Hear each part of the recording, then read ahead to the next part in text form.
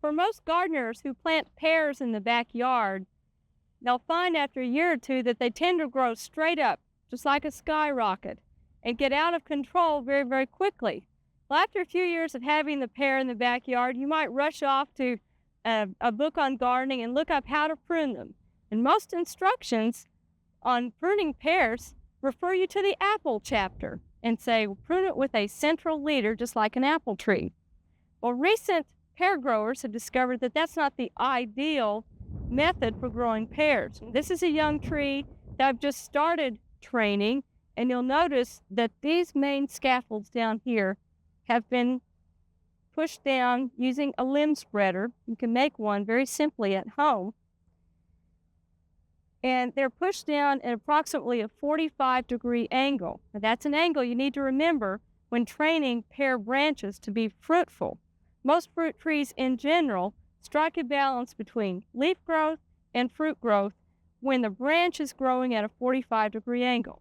If it's too upright, like this, like most pears that are just left to their own devices, then vegetative growth will dominate, and they'll just grow straight up and get taller and taller and very hard to manage. And once they do start bearing fruit, they'll have a weak crotch angle, and the limbs will tend to spread or split out. So start now on young pear trees and put a limb spreader in and keep them at that 45-degree angle. Now this little limb here is at that angle already. I have one back here that I've already spread out. And then the center, I'm just going to allow to grow. The basic rules with pears is you cut them once when you plant them, cut them back to about 3 feet high, and then don't prune this top again. Now in 2 more years, when these main scaffolds have formed and are starting to set fruit buds, the 3rd or 4th year, I'll cut out this center.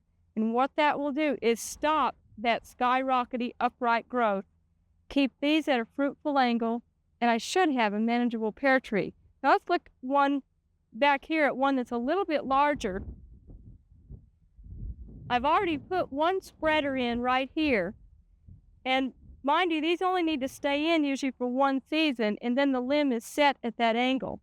I already have some very tall top growth, and then I have some limbs right here. Now this one at the back, I pulled down using a brick and some twine, and I've just looped the twine over the top. That's not going to girdle the branch. Make sure you don't tie that completely around the branch because it will cut off its food supply. This next one, I'll just bring some string up and tie it down. Now, some new references in horticulture recommend that you put sandbags on the trees. And I think I've mentioned this to you before on Oklahoma Gardening. But I had a peach grower from here in Oklahoma tell me not to recommend that to gardeners because in our wind, the sandbags will swing around and beat the trees up.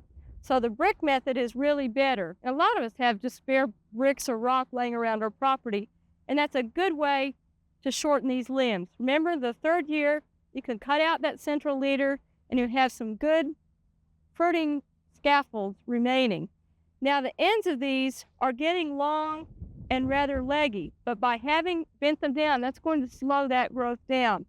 You might be looking at this thinking, well, if it were me, that's going to get in the way of my lawn mowing. But to tell you the truth, we need to extend where our mulch is.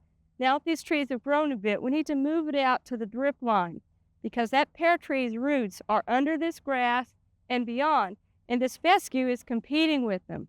So probably what we'll do is kill this out with Roundup herbicide, spread our mulch out even further to reduce the root competition on pears. And one last tip on pears, don't fertilize them until they start fruiting. You can get too much vegetative growth, and if it's too succulent, they'll be prone to fire blight bacterial disease. This is the one that causes the ends of the branches to look like they've been struck or lit with a match. They'll turn black and die. It's a very hard disease to control once it gets going. The best defense is to use resistant varieties and hold back on that fertilizer. We hope you've enjoyed this classic from the Oklahoma Gardening Vault.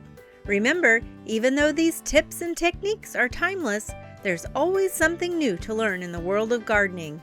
By subscribing to both Oklahoma Gardening and OK Gardening Classics, you'll have access to a wealth of gardening knowledge. both classic and contemporary.